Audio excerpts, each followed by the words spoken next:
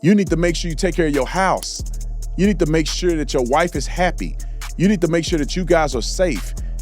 Being on the internet and trying to quote unquote preach the gospel and you lose everything, what is the point of doing that? You do it strategically. God, I got my wife here. Oh, please stop.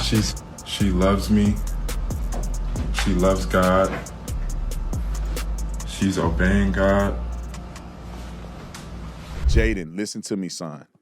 Listen to me, young man. I've been there. When I first got saved, I was on fire for Christ. But I want you to understand something. Your biggest win with Jesus Christ of Nazareth is your lifestyle, not your words. Hey, free you, Jaden Ivey. Tree of life. That boy finna go for the same. Blessed are the pure in heart, for they shall see God. You know, let me just say this too, real quick. When you say, blessed are the pure in heart, for they will see God, you know, that's like trying to do a one size fit all, and you speak in a language that not everybody speak, and you think they're gonna come to Christ over that. Anybody can say words. Anybody can go out and try to preach the gospel on the street corner, getting nobody to convert, because nobody want to hear you just talk about sin and all this other stuff, and you don't have anything else to offer. The best way to do this, and I confronted the guy that was on the street doing the same thing. If you look at the sign, it's hell, sin. And most people that come to Christ don't come to Christ through fear. They come to Christ through love. When they understand that they're at the lowest of the low, they have nobody to turn to, and Christ still loved them even though they cutting up in their life. That love is what draw people near to Christ. It's not you going to hell. That only all that you going to hell, you going to hell, you going to hell without any context to it. All you're doing is offending people and making people upset with you, and they're not gonna listen to nothing you have to say. And I'm not saying you give them cookie cutter information, but there's a tactic and a strategy to this. And I'll say this too before I play the clip. Jaden, don't lose your whole family trying to save the world. You think you're gonna save the world? You think you're gonna preach your way into heaven and then you lose your own family? Because your wife is the most important person in this world to you, not the people on the street that don't give a care what you're saying. You need to make sure you take care of your house. You need to make sure that your wife is happy. You need to make sure that you guys are safe. Being on the internet and trying to quote unquote preach the gospel and you lose everything, what is the point of doing that? You do it strategically. You take care of your house, your wife, your kids, you raise them right, you live the lifestyle before man, and they will come to you and wonder, what's happening? Why do you not cuss anymore? Why do you not do these things anymore? And that's your opportunity to preach the gospel to them. But this whole street corner preaching, I don't think people come to Christ that way. When somebody living like the devil and you just telling them they going to hell, that ain't gonna make them want to change. That make them want to rebel even more. Sometimes you quoting the scripture is not the most appropriate way to communicate with people. When Jesus Christ, he didn't just quote the Torah. He spoke in parables. He had a strategy to how he would get people to realize what they were doing without necessarily being the one hammering them. One thing that I've learned as a Christian over time is that it's better for a person to realize that they won't go to heaven without you telling them they're not going to heaven. There's two different things. You're going to hell if you don't live right versus giving a parable or an example where to make them think to themselves, and they have to make that determination in their mind like, oh man, I'm not going to make it if, well, dang, that's kind of interesting. Let me play the clip. Roll it. Roll the next clip. Him and his wife. Praise Roll God.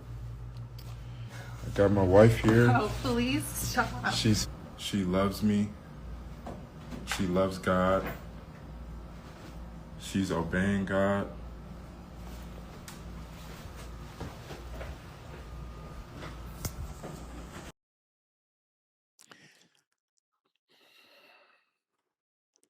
Your family is most important.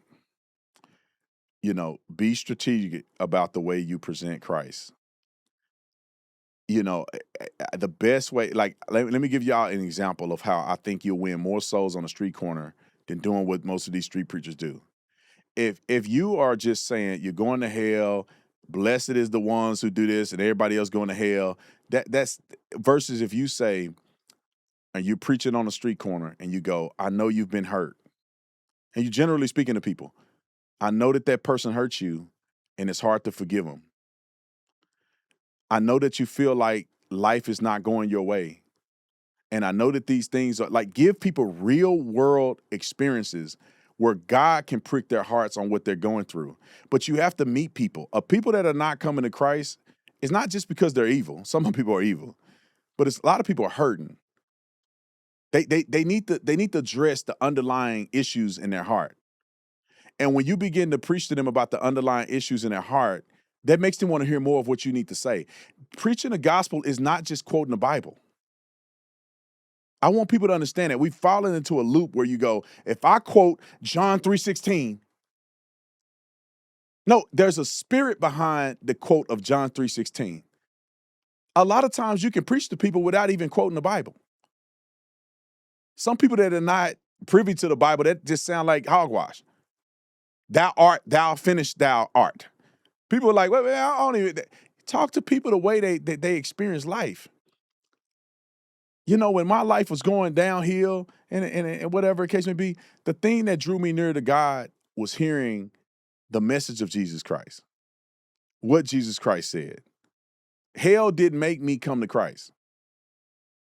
The love of Christ made me realize where I was wrong. And that Christ loved me so much, even in the dirt that I'm doing. And I do not deserve grace. That came to me as I'm reflecting and hearing what Christ is presenting.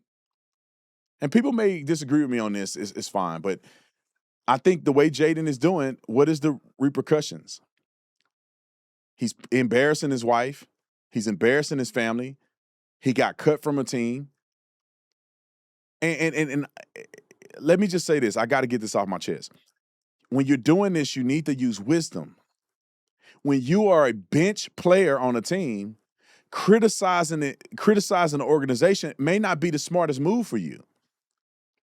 Just live the life and people will see better than you say.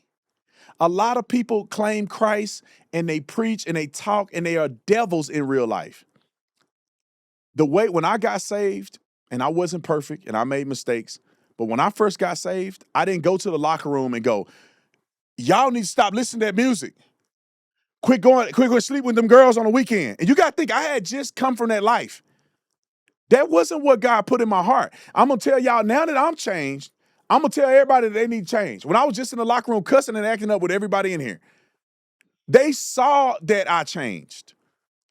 They saw that I wasn't cussing. I didn't have to jump on, I didn't have to get a thing and preach in the locker room.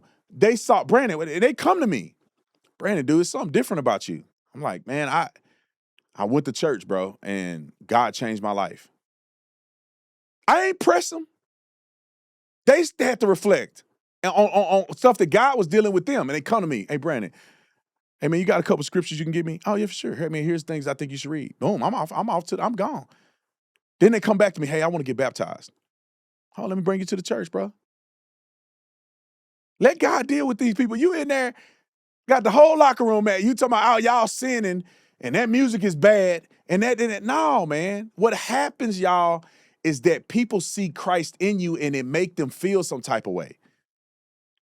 They see how Christ moving in you, and that spirit is moving. You ain't got to say nothing. They can feel it. And when they feel it, and they ready, they gonna come to you. In Groves, it's like 7 people in the athletic department got saved when I got saved, and I didn't preach not one time. It was rumored. Brandon changed, boy. There's something different about Brandon. The way he moving, the way he acting, the way he talking. Dude, he's so generous and loving and kind. What's going on? Like, how did that happen to him? I want that for me. Hey, man, here's the Bible. Here's the word. Let me pray with you. Whatever case may be. It's a different approach.